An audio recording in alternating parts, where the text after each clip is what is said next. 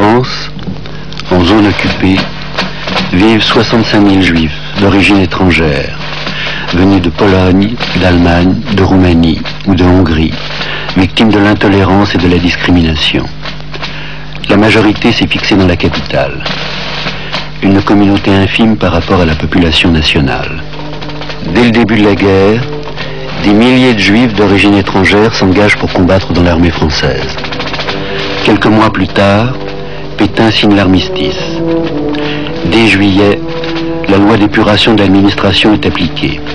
La même semaine, on retire entre autres la nationalité française aux 6 000 juifs naturalisés depuis 1927. En mars, création du fichier juif.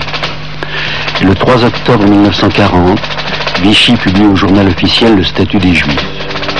Une série de mesures prises par le gouvernement français sans que l'occupant n'ait rien exigé puisque l'on ne trouve aucune trace de demande allemande dans les archives.